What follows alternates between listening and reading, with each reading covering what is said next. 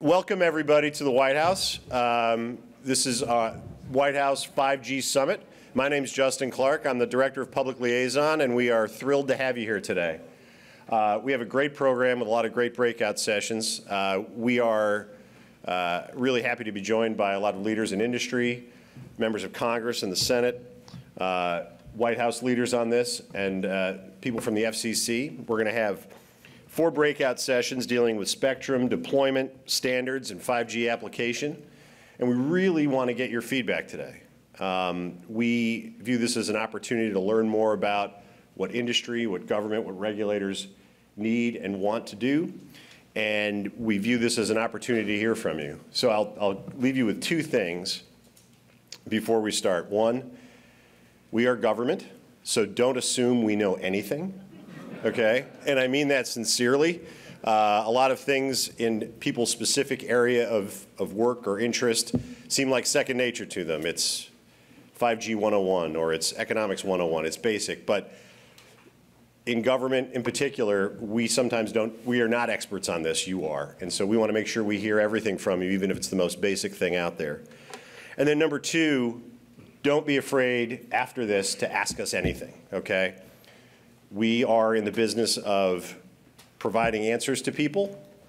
80% of the time the answer is no, but a no will lead to something that's beneficial to everybody. So ask questions, don't assume we know anything, and we really look forward to having a great meeting today.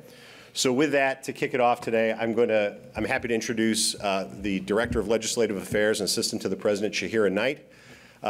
Very good friend of mine. She recently came into the role, and she's wonderful and terrific, and we are happy to have her. So if Shahira Knight, come on out. Thank you so much, and I do agree, I don't know anything. So I am going to be introducing Chairman Greg Walden and Chairman John Thune. We are very pleased to have them here today, 2 of our best both policy and legislative leaders on communications and technology issues.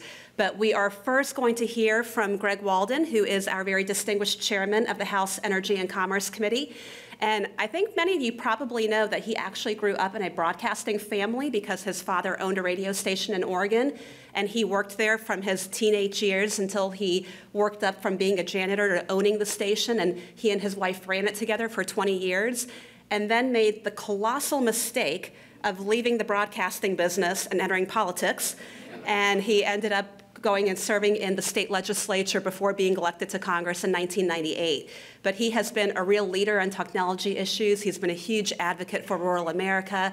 He's been a leader on everything from expanding access to wireless broadband to promoting innovation in technology, and very importantly, protecting the internet from government control. And after him, we'll hear from Senator John Thune, who is the chairman of the Commerce Committee and also chairman of the Republican Conference, which is the 3rd most senior ranking position in the Republican leadership. But he actually has been representing South Dakota in Congress since 1996, and then served in the Senate starting in 2004, and I think scared away every single opponent in the state of South Dakota for his first reelect. But before serving in Congress, he had a variety of positions. He worked in the Small Business Administration under Ronald Reagan. He was the executive director of the state Republican Party in South Dakota, and also the executive director of the railroad in South Dakota, although not all at one time. And I think if you don't see him running 20 miles before any of us wake up, or biking or hiking or playing basketball, he's spending the rest of his time, I think, really being a leader on a wide range of issues from transportation to energy to healthcare, and of course on technology issues. He recently spearheaded the Mobile Now Act, which expanded spectrum for commercial use, and he also just introduced bipartisan legislation, and this is a tongue-tying title, the Streamlined Small Cell Deployment Act, which hopefully he'll talk about today. And before calling Chairman Walden up here, I do want to point out that the 2 of them did work very closely together for the first reauthorization of the FCC in more than 20 years. It was a big bicameral effort, and that law, which was signed into law in March, was named after Ray Baum, who was Chairman Walden's longtime friend and staff director and fellow Oregonian. I know a special place in your heart for him. And so with that, I'll invite you on up. Thank you.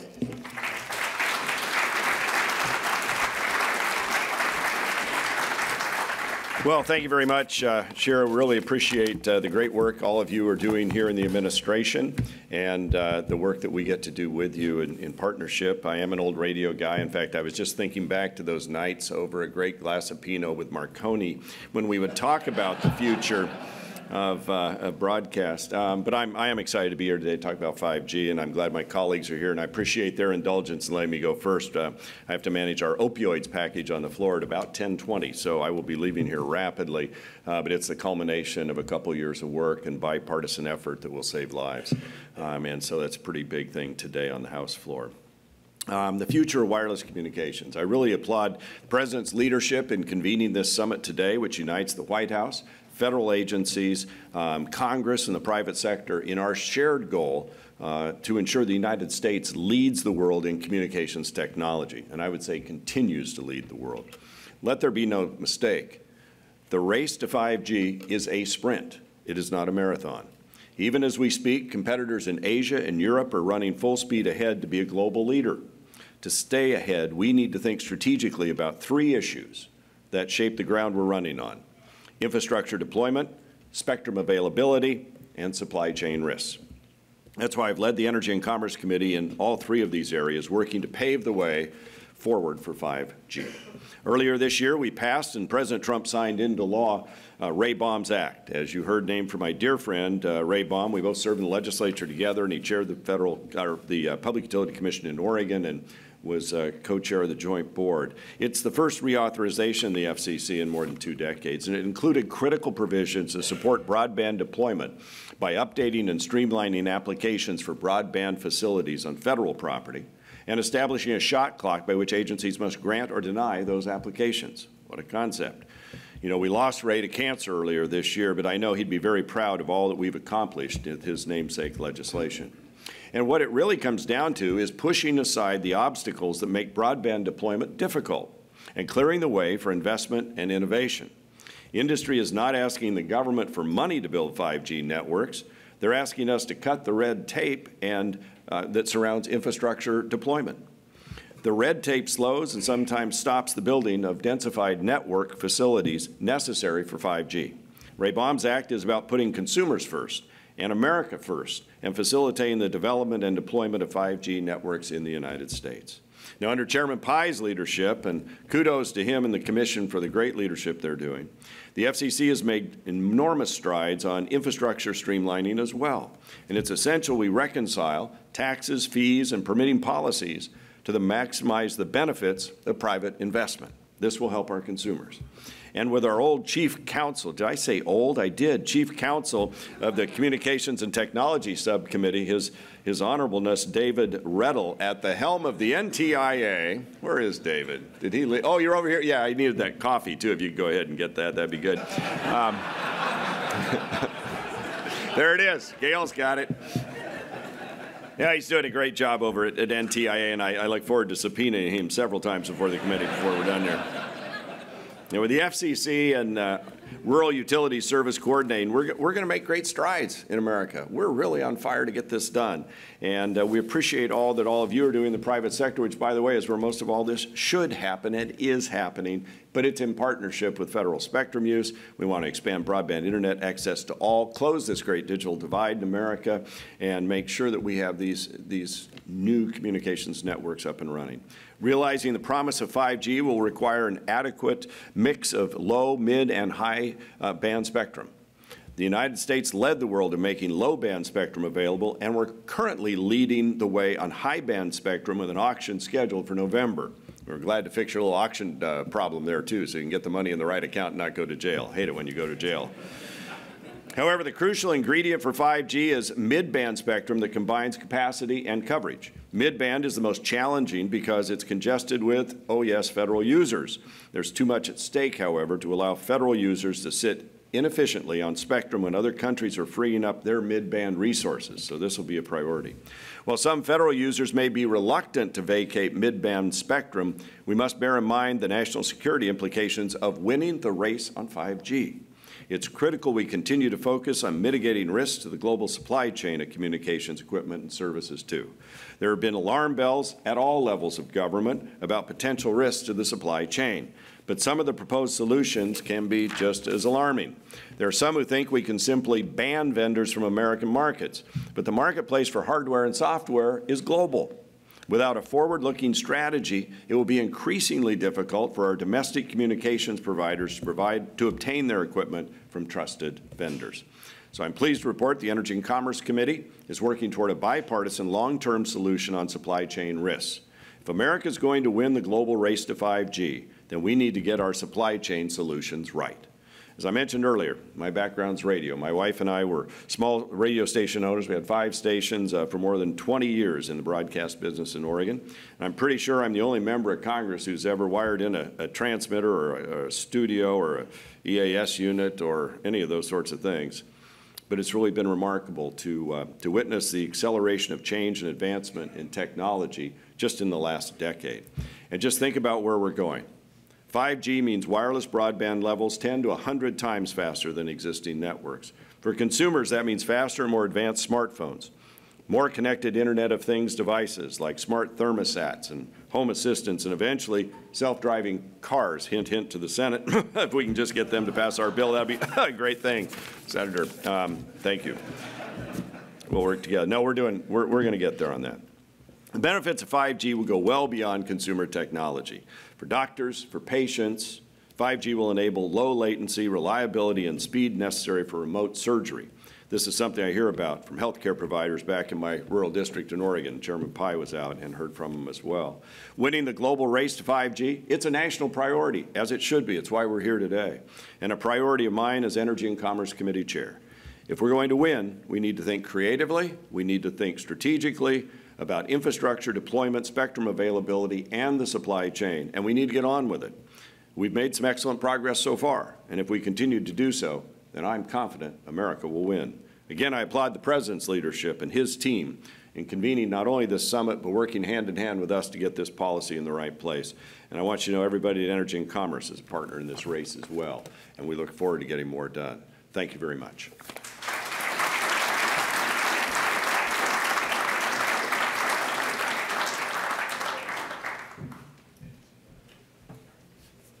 Well, good morning, and appreciate hearing from our colleague on the House side, Chairman Walden, in that beautiful radio baritone voice that he has.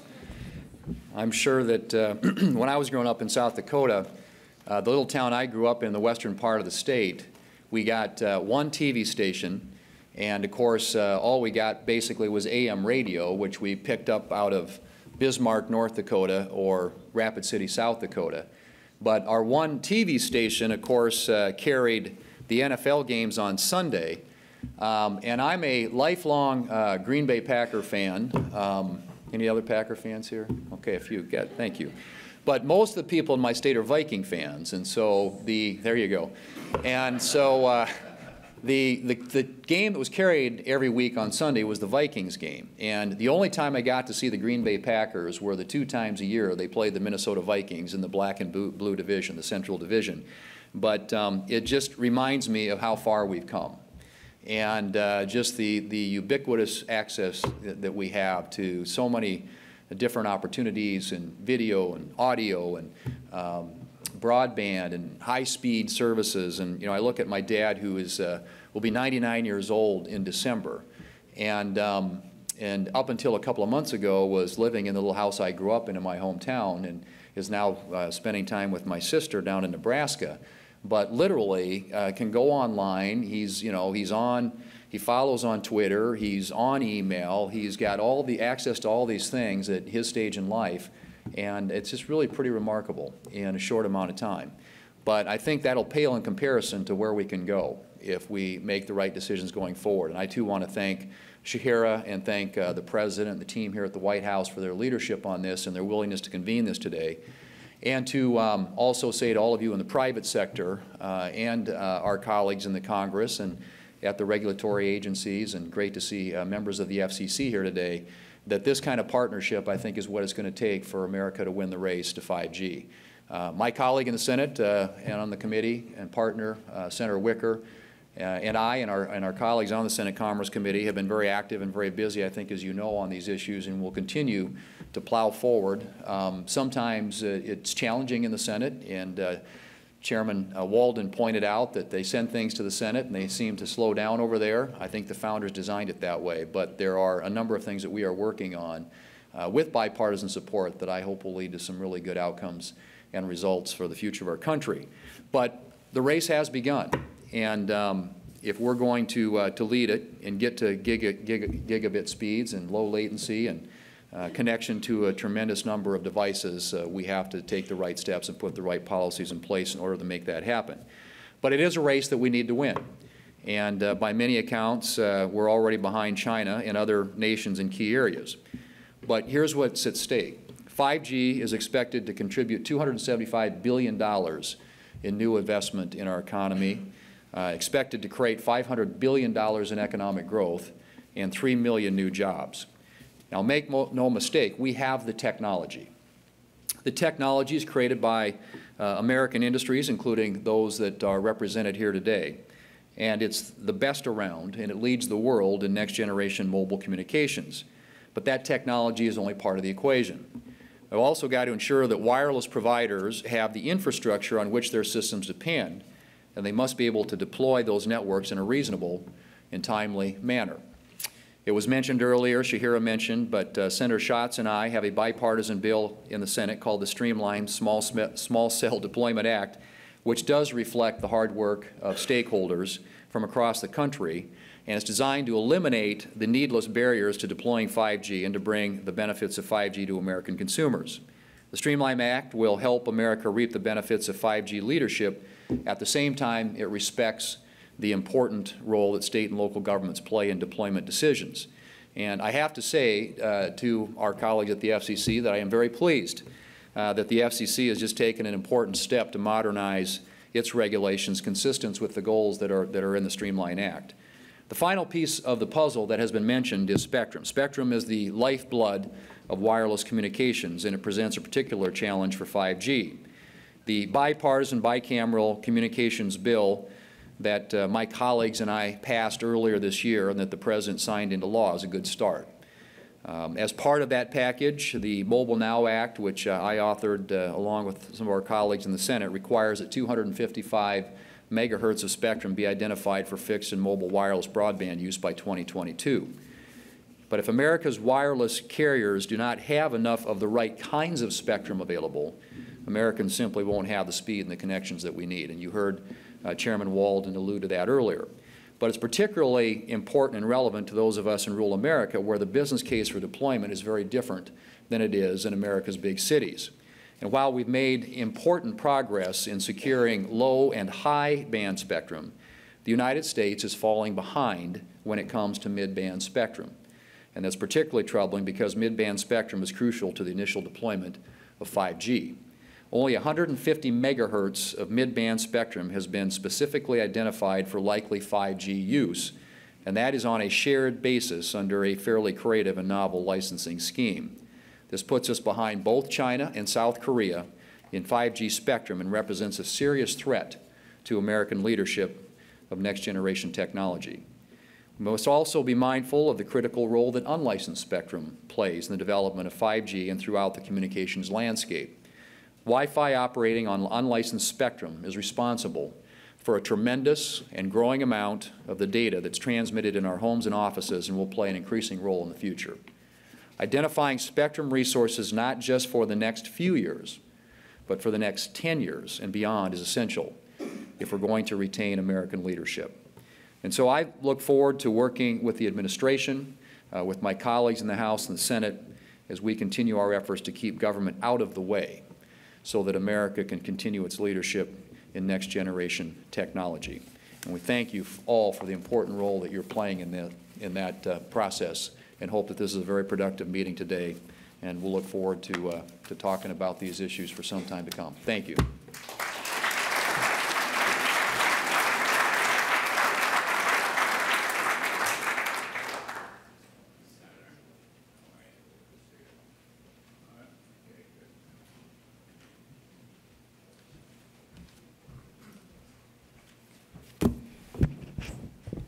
Hi, everybody. I'm Larry Kudlow. Great pleasure to be with you today. We were just in this room yesterday for Economic Summit.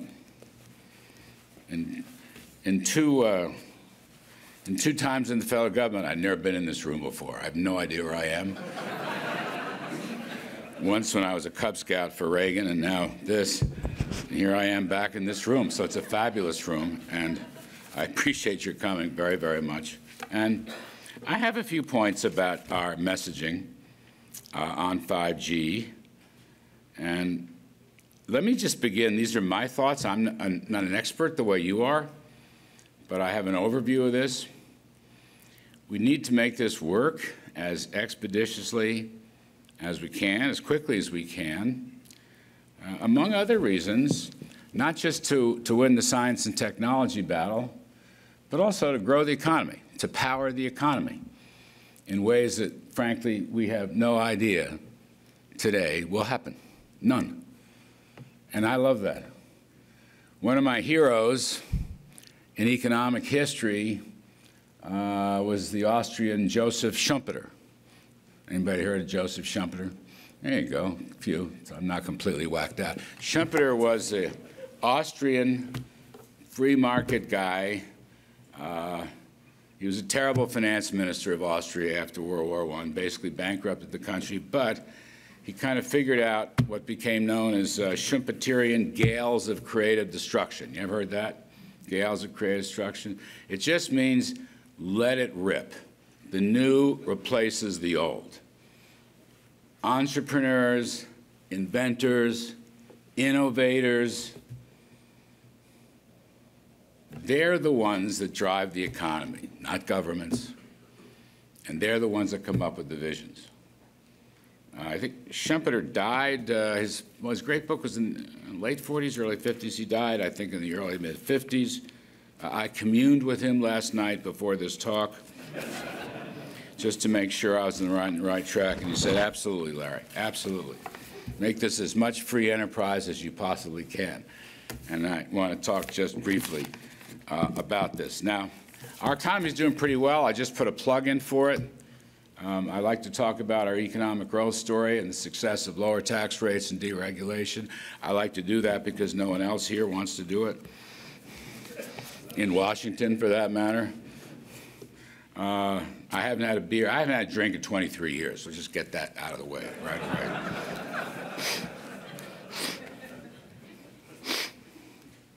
But I would like to see this, as I say, adding to our growth.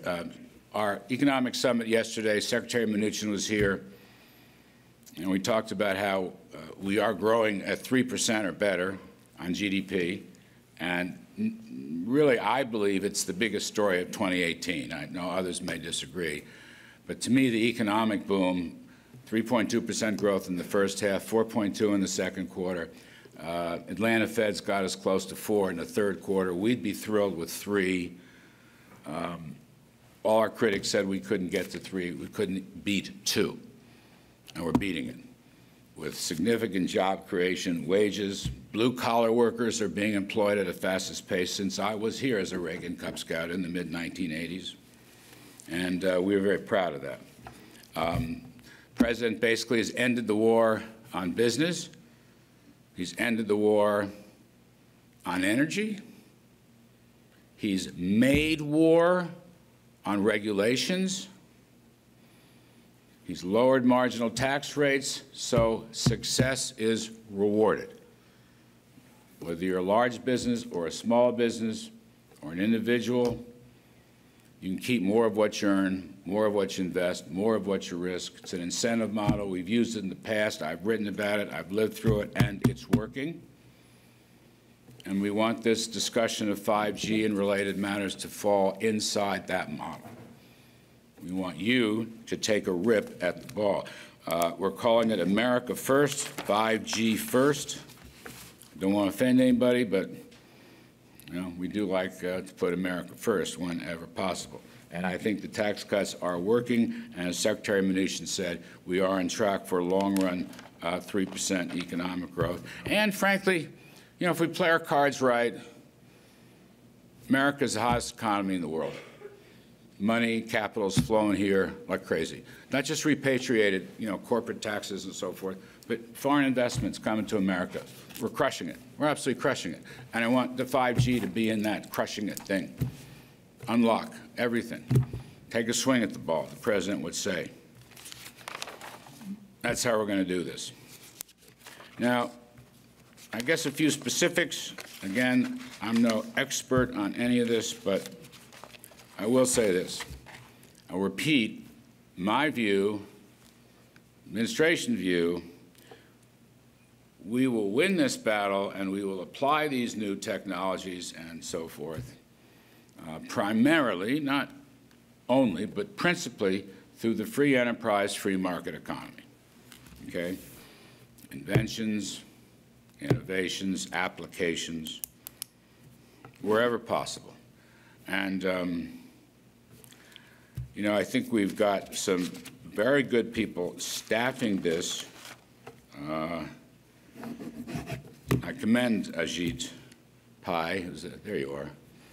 The guy's taking a lot of heat, but he's a free market guy, and he's put up a recent move by the FCC. I commend it. I support it, to approve plans to speed the deployment.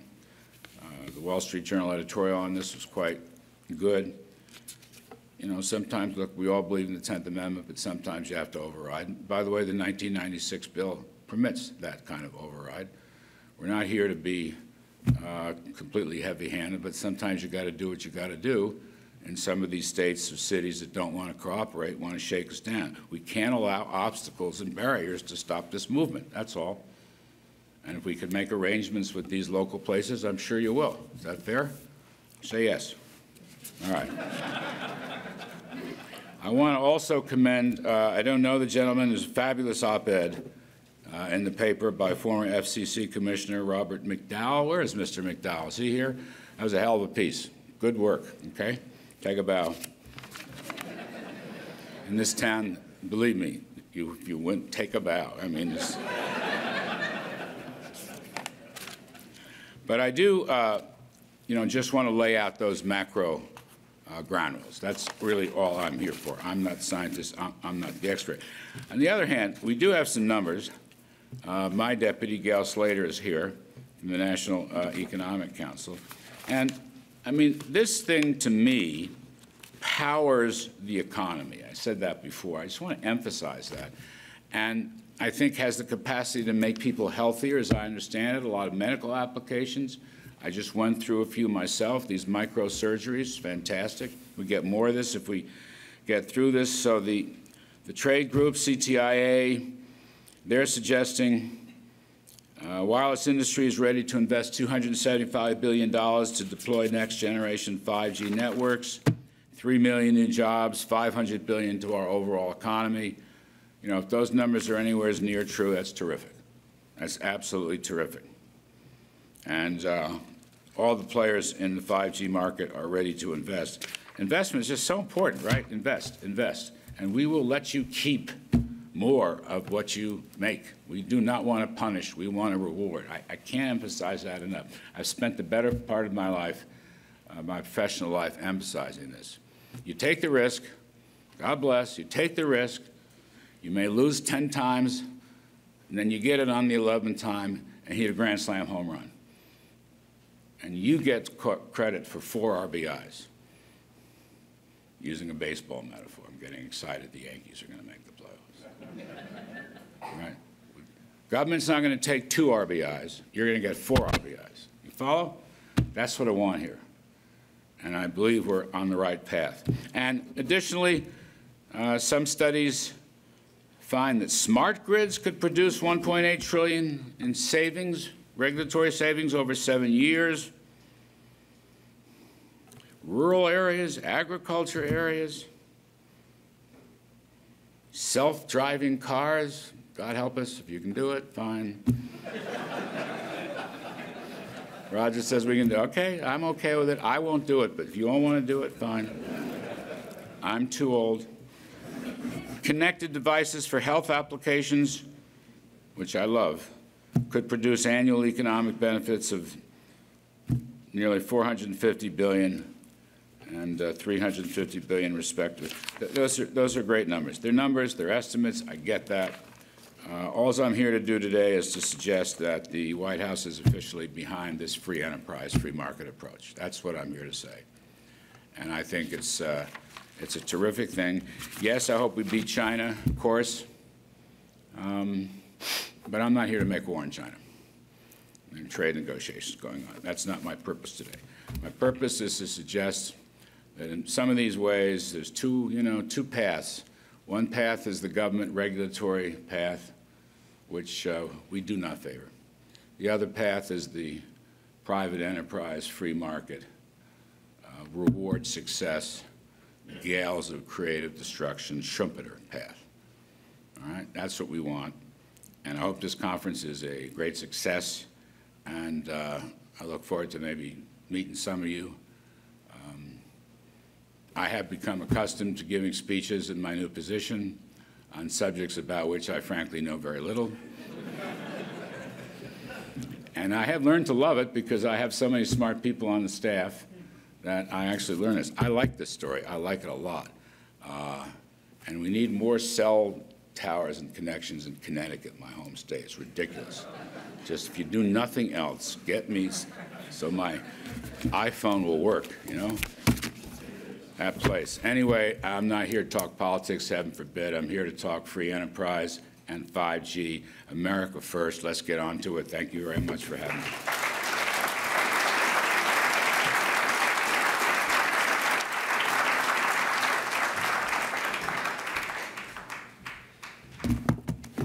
My name is Michael Kratsios. I'm the Deputy Assistant President for Technology Policy. I wanted to begin by welcoming all of you here.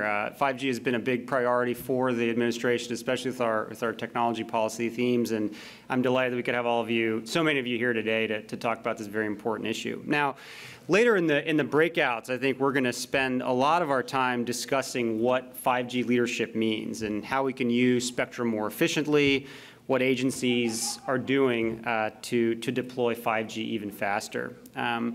But amid those conversations, I wanted to give you a little bit of context about how 5G fits into the Trump administration's larger technology policy agenda and what our approach means when it comes to using this great new technology. So I want to begin by saying, that there is one resource that America has unique among every other nation, and that really is our people. Other nations that have been mentioned earlier can adopt technology that we develop. Other nations can even and will implement 5G, but no one can recreate the culture we have in America that searches for the hidden potential in everything around us. Now, under this administration, we have every intention to deploy 5G first and reap the benefits of faster and more robust wireless. But the real test is not who will deploy 5G first, it's what we will do once it is actually deployed. The Trump administration's primary policy is to lean on the American people, our greatest asset. We will continue to provide legal and regulatory clarity for emerging technology, and government certainly plays a critical role in basic research and development. But the people are the ones who take newfound knowledge, they take advances in science and raw materials and turn them into the next great emerging technologies. And we want people to do that even more, which is why this administration has enacted a bold and coordinated deregulatory agenda, giving individuals, academia, and industry more freedom than ever to innovate. President Trump set out to cut 2 regulations for every 1 regulation enacted. Instead, we ended up cutting 22 for every 1, and that was just in the first year. We've issued updated guidance on everything from drones to autonomous vehicles and artificial intelligence, and we're already seeing the future of that deregulation. For example, the FDA recently approved the first ever AI-based medical diagnostic device to detect diabetic retinopathy. That is an eye disease that affects over 7.5 million Americans annually. Now, our approach to 5G is the same, to put tools in the hands of people like you and let you use them. Whether it's how we allocate our resources or how we provide regulatory certainty, we know that the real advances will be made by innovators across America using 5G in unforeseen ways. After all, when carriers first began implementing 4G, for example, who predicted linking higher speed connectivity with GPS to allow real-time location services?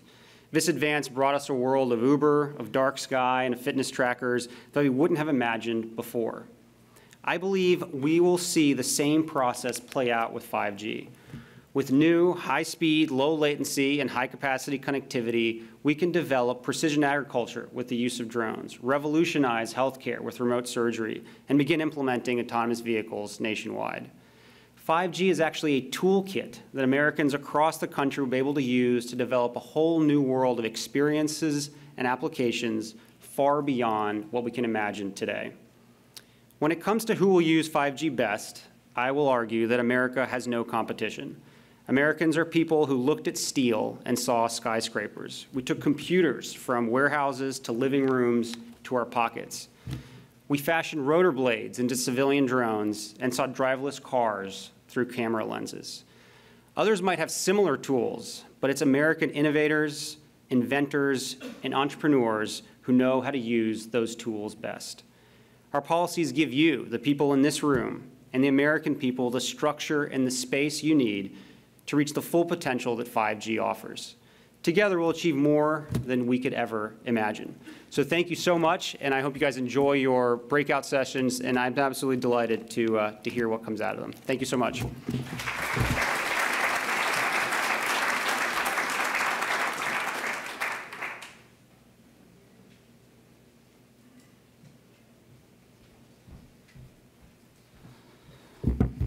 Hi, everyone. I'm David Ruddle. I'm the Assistant Secretary of Commerce for Communications and Information and the Administrator of NTIA. I will say the great joy of coming after my former boss is that he's already left, so I can say whatever I want about him now, right? It's really exciting to be here. And today's event, the Trump administration, as you heard from everyone that's part of the administration before me, is stating its continued commitment to putting America first in the race to 5G. As a nation, we really should take pride in where we are today. All of our nationwide mobile wireless providers and many regional and local ones are moving forward with plans to deploy 5G networks and secure device deals. Industry is on track to move from testing to launch in the next year to 18 months. There are other indications of significant 5G innovation occurring within our borders as well. Our world-leading silicon industry is out in front on chip designs, and multinational manufacturers are taking notice of our leadership and looking to produce 5G equipment here in the United States. In my time at the Department of Commerce, I've talked a lot about the potential of 5G to transform industries and usher in technologies that so far have only existed in our minds. 5G will greatly expand the capabilities of our wireless networks, allowing for powerful broadband applications and nearly universal connectivity of people and machines. What does that actually mean for the American people, right? We say this all the time. What does it mean in our day-to-day lives? First of all, 5G means major increases in capacity and download speeds. Crystal clear, high-definition video will be the standard. Virtual and augmented reality technologies will take a leap forward. Speeds that dwarf what you can get now will become the norm and be available in the palm of your hand. It means that latency, delays, and how long it takes for us to get data will be all but eliminated. And with no lag, it's conceivable that, as Larry Kudlow said earlier, doctors will be able to use robotics and a 5G connection to perform surgery remotely. Drones and autonomous vehicles will become safer and more versatile, and aspects of our manufacturing processes will be revolutionized. It means an even more connected world for everyone around us, unlocking the potential of the Internet of Things. Smart homes will be able to optimize their power and water usage. Smart cities will use sensors and real-time monitoring to become safer, healthier, and more sustainable for our future. When 4G wireless networks were in development, we were excited about the prospect of higher speeds, but couldn't imagine the innovations that would develop. The growth of social media, ride-sharing, home assistant devices, energy management devices, doorbells that are wired into our internet. and instantly serve up devices that instantly serve up all the music we could ever want anywhere we are. With 5G, we're on the cusp of another era of American innovation and technological prowess that is part of our entrepreneurial spirit. Today, we're talking about the importance of being first in 5G, but there's also work to be done to make sure we stay there.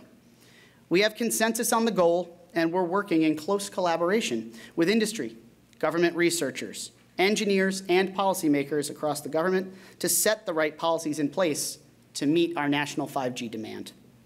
The Trump administration is dedicated to ensuring America's continued leadership in wireless technology, and the rollout of secure, ubiquitous 5G has been a priority for our nation.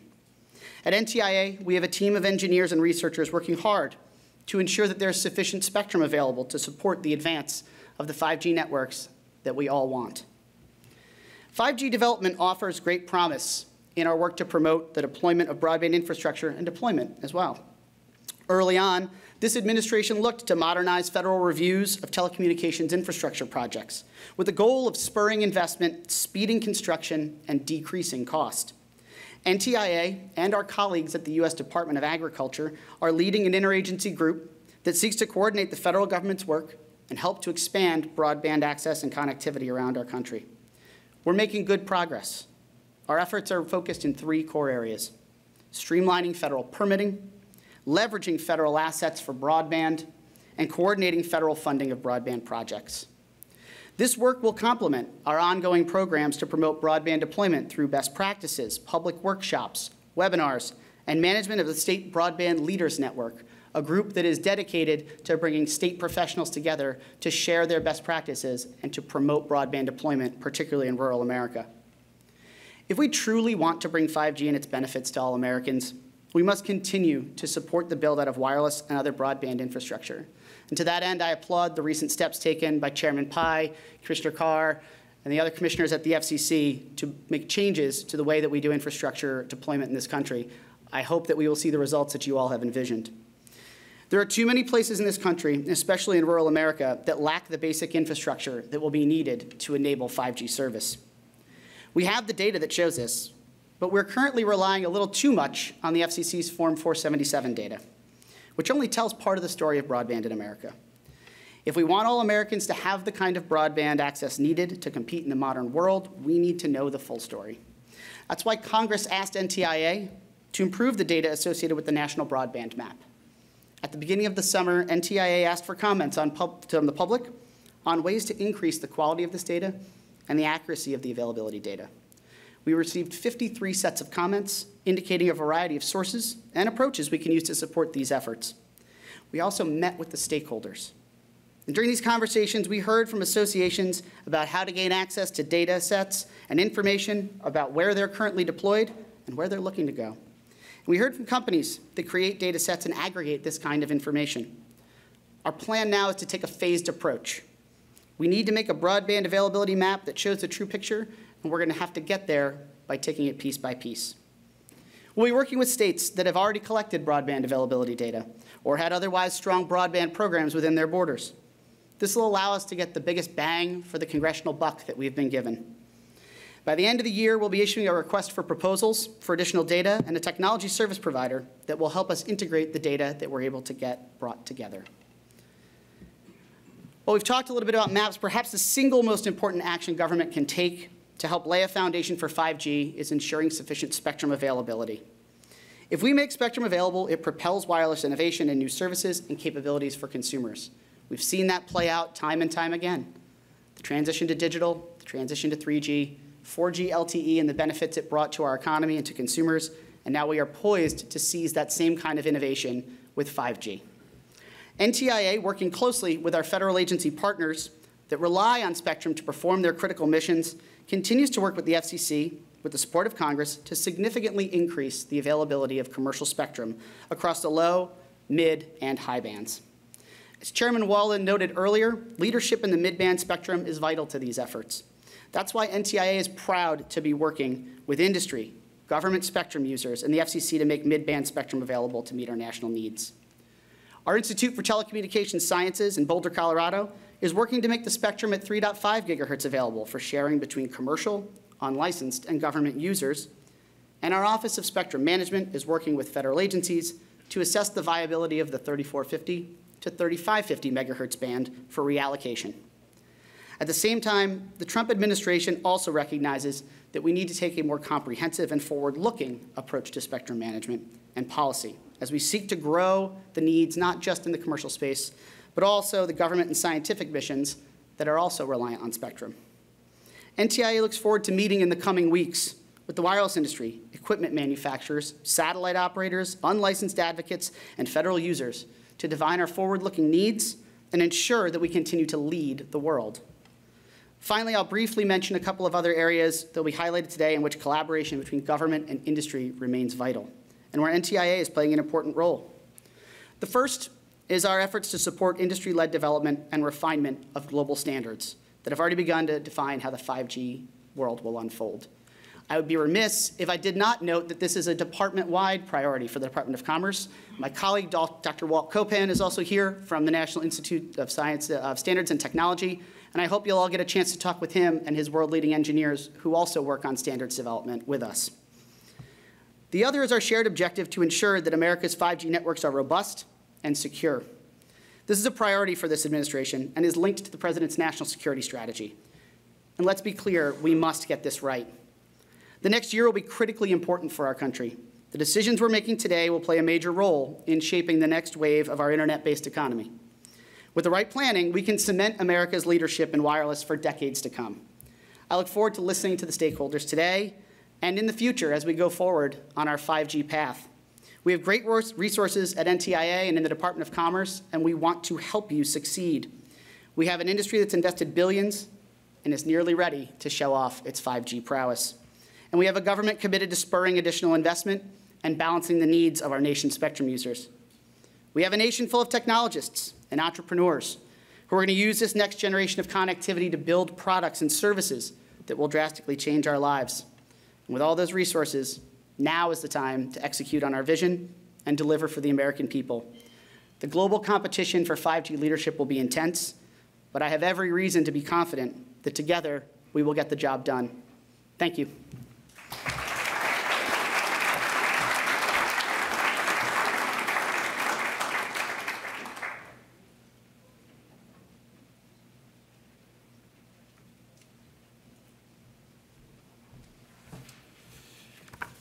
Good morning. It's great to be with you here at the White House. Thank you to National Economic Council Director Larry Kudlow and his terrific staff, including Gail Slater and Kelsey Geisman, for convening this event, to the others at the White House, the Office of Public Liaison, and others who have helped put it together.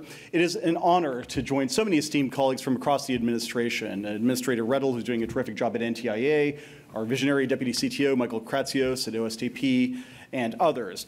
It was also a pleasure to be joined by some of our elected officials, Chairman Greg Walden, Chairman John Thune, and Chairman Roger Wicker. I would be remiss if I didn't note that Chairman Walden absconded before I could announce this morning the FCC's investigation into his broadcast activities prior to 1998. And Chairman Thune left before I could inquire into whether his 99-year-old father is the one trolling me on Twitter. Those inquiries will have to wait for another day. But with senior leaders participating from across government, this meeting sends a powerful message. U.S. leadership in 5G technology is a national imperative for economic growth and competitiveness. But why? Why does 5G matter? Because it could effectively remove speed and responsiveness and capacity as meaningful constraints on wireless innovation. Wireless networks will be 100 times faster, maybe more. The lag time between a device's request for data and the network's response will be less than 1/10 of what it is today. Wireless networks that today support 1,000 connected devices per square kilometer could instead support 1 million such devices. So these are major advancements. And these advancements will open the door, as Director Kudlow pointed out, to new services and applications that will grow our economy and improve our standard of living. Smart transportation networks that link connected cars, reducing traffic, preventing accidents, and limiting pollution. Ubiquitous wireless sensors that monitor your health and transmit data to your doctor before problems become emergencies. Connected devices that empower farms to apply precision agriculture to increase yields. directors of the National Economic Council who could be connected at their homes in Connecticut, and much more, many more applications that we can't even conceive of today. And so these breakthroughs will boost our economy. One recent study from Accenture pegs 5G's potential at 3 million new jobs, $275 billion in investments by the private sector, and $500 billion in new economic growth. I mean, they had me at 3 million jobs. So point one, we need to seize opportunities of 5G. But point two, as important, time is of the essence. As has been noted, we are not alone in our pursuit of 5G. The U.S. is in the lead thanks to our private sector as well as the work of the FCC and this administration overall. But China and South Korea and many other countries are eager to claim this mantle. And to appreciate why that is so, we need to understand the story of 4G. The United States was the first country to deploy 4G LTE networks at scale. For some time, even though we had less than 5% of the world's population, we had over half of the world's 4G LTE subscribers. And this made America the testbed for 4G innovation. It is no accident that the app economy we all know and love today was born here and thrived here. The net result was an additional $100 billion in annual GDP and countless benefits for American consumers. And so, having seen our success in 4G, other countries are jockeying for 5G leadership. And that is because the first mover will be able to attract investment and talent and innovation and ultimately results. We want and we expect that to be the United States. The story of 4G holds another lesson for us. U.S. success there was driven primarily by the ingenuity and investment of our private sector. But the government's market-friendly policies were critical to setting the stage. A big reason why U.S. wireless companies drove 4G deployment was that the federal government acted early to transition from analog to digital television. That allowed the FCC to auction low-band spectrum in the 700 megahertz band, high-quality spectrum used to deploy LTE services. In addition, the FCC resisted a government-led process for setting technical standards for new 4G LTE networks. And instead, we let private companies develop these standards. So, what is the FCC doing to make sure the U.S. continues to lead in 5G? Well, our strategy is called the 5G FAST Plan, a plan to facilitate America's superiority in 5G technology. The plan includes three key solutions: freeing up spectrum, promoting wireless infrastructure, and modernizing our regulations. Let me briefly walk through some highlights in each area. First, of course, spectrum. The FCC has been extremely aggressive in making more airwaves available for the commercial marketplace. We've conducted the world's first incentive auction in which spectrum, once used by TV broadcasters, was sold to wireless companies in order to expand bandwidth and coverage for consumers. We have scheduled America's first 2 high-band 5G spectrum auctions to begin later this year. We are on track to auction off 3 more bands next year. We are exploring how to repurpose mid-band spectrum for new wireless applications, from rural broadband coverage to the next generation of Wi-Fi. And we are working hard with other federal agencies, including the NTIA, to free up spectrum currently held by the federal government, which for some time has held a majority of lower band airwaves. The auctions to come will not only deliver more wireless services to more consumers, it will also raise billions of dollars in non-tax revenue for our nation. And to put these efforts in perspective, we are aiming to free up at the FCC more spectrum than is currently held by every mobile broadband provider in the United States combined. Second big point, infrastructure. This is vital to 5G. All the spectrum in the world will not make a difference if we don't have the infrastructure to carry 5G traffic. And that's going to be a challenge because the 5G networks of the future will look very different from the 4G networks we know today. Today, of course, we see 200-foot cell towers intermittently dotting the landscape.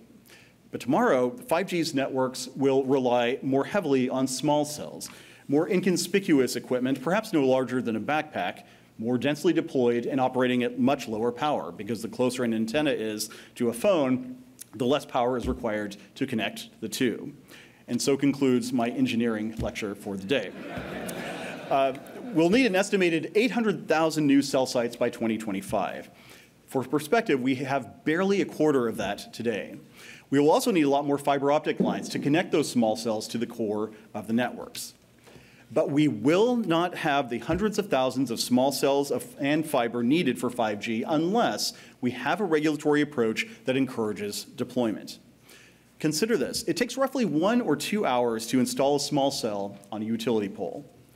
But it can routinely take more than 2 years to get the approval to install that antenna. Another problem is short-sighted local arbitrage on fees. Siting fees per small cell can be low as $50 in an investment-friendly place like Phoenix, Arizona. It can be as high as $5,000 elsewhere. We cannot let today's red tape strangle the 5G future. That is why the FCC has reformed its wireless infrastructure rules and why we will keep doing so. Earlier this year, we reformed our historic preservation and environmental regulations so that small cells don't have to jump through the same regulatory hoops as a 200-foot cell tower. And just 2 days ago, the FCC approved an important order promoting 5G infrastructure. It sets a reasonable 60-day shot clock for cities to rule on small cell siting applications. And it sets reasonable limits on siting fees, limits that allow localities to cover their costs. And I should note that FCC Commissioner Brendan Carr has been a real leader on this particular issue. So that is spectrum and infrastructure. The third point is modernizing regulations. The FCC, as you might have heard, is revising and repealing outdated rules in order to promote the infrastructure that is necessary for the wired backbone of 5G networks. For instance, when I became chairman, FCC regulations made it too hard for carriers to transition from the fading copper networks of the past to the fiber networks of tomorrow. And so we've updated those rules to help companies focus on fiber deployment. We are also making it cheaper and easier to string fiber lines on utility poles with a brand new policy called One Touch Make Ready, which is critical for carrying 5G traffic to and from small cells and encouraging competitive entrants to enter the marketplace. Speaking of outdated regulations being replaced, we also overturned the Obama administration's decision to heavily regulate the internet like a slow-moving utility under rules developed in the 1930s. We've replaced it with a consistent, forward-thinking, market-based approach, one that protects the free and open internet and encourages infrastructure investment. So those are the steps that we are taking under the 5G plan: spectrum, infrastructure, and regulatory modernization. But that is just the FCC. For the U.S. to set the pace, we will all need to do our part. And today's gathering, I think, is evidence that leaders across the administration and throughout private industry are committed to tackling this challenge for the benefit of our consumers and our internet economy. I look forward to working with all of you to ensure that the United States leads the world in 5G, to grow our economy, and to deliver what I call digital opportunity to all Americans. Thank you very much for your attention, and now that concludes the morning segment. My understanding is that White House staff at the front of the room to your right will be able to direct you to your particular breakout session. Look forward to some interesting exchanges and to working with you in the time to come.